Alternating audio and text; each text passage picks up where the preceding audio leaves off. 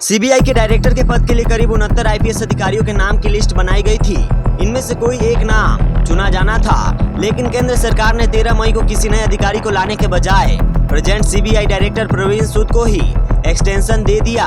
प्रवीण सूद जो अगस्त 2023 में सीबीआई के डायरेक्टर है, जिन्हें इससे पहले मई 2025 में भी 2 साल का एक्सटेंशन मिला था, वे ही अब एक और साल के लिए डायरेक्टर रहेंगे।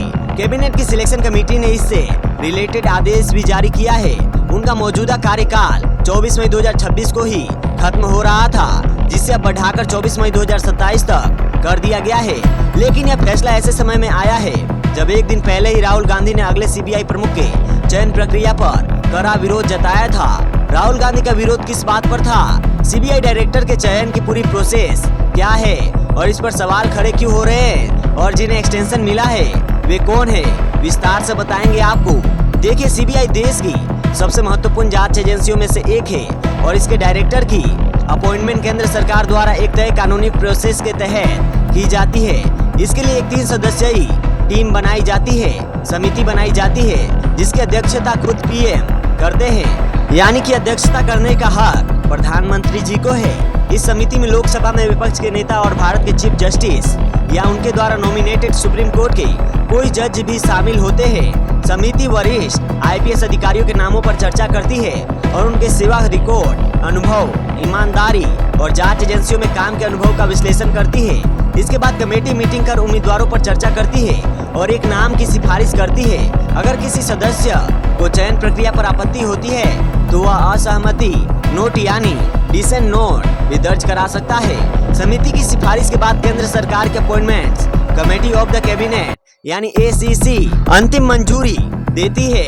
यहाँ भी ऐसा ही हुआ। सीबीआई डायरेक्टर की नियुक्ति के लिए प्रधानमंत्री नरेंद्र मोदी की अध्यक्षता में 12 मई को एक बैठक हुई। बैठक का आयोजन प्रधानमंत्री आवास लोक कल्याण मार्ग पर किया गया और इसमें चीफ जस्टिस सूर्यकांत और लोकसभा में नेता प्रतिपक्ष राहुल गांधी भी शामिल हुए। इंडिया टुडे के मुताबिक इस बैठक में ही राहुल गांधी ने सिलेक्शन प्रोसेस को लेकर असहमति व्यक्त की थी।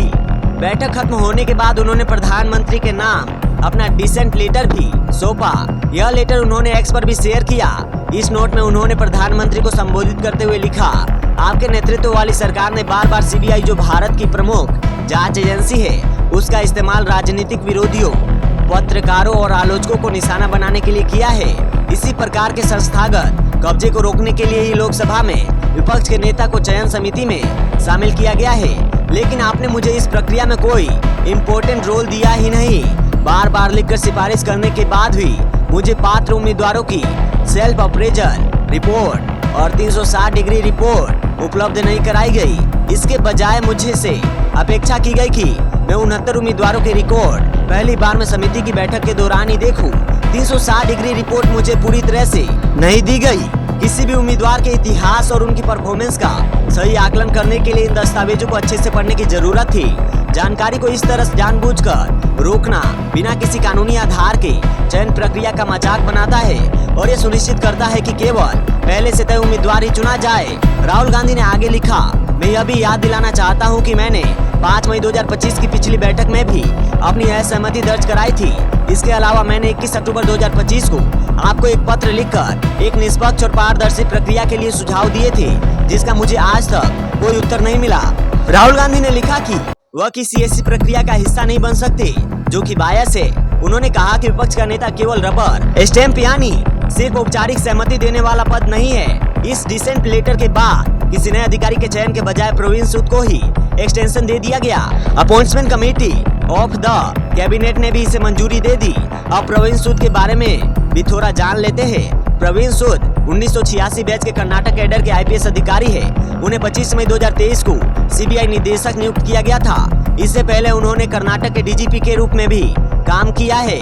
उनके करियर में कई महत्वपूर्ण पद शामिल रहे हैं, जिसे बेंगलुरु और मैसूर में पुलिस आयुक्त, अतिरिक्त पुलिस महानिदेशक, गृह विभाग में प्रधान सचिव और intelligence work crime investigation department में डीजीपी।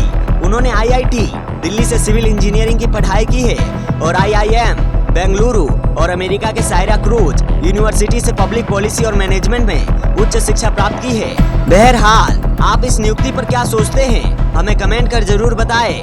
देश दुनिया की खबरों के लिए देखते रहिए डिजिटली टॉक्स इंडिया। वीडियो अच्छा लगे तो लाइक, कमेंट और शेयर जरूर करना। आज की वीडियो में सिर्फ इतना ही। जय हिंद, जय भारत।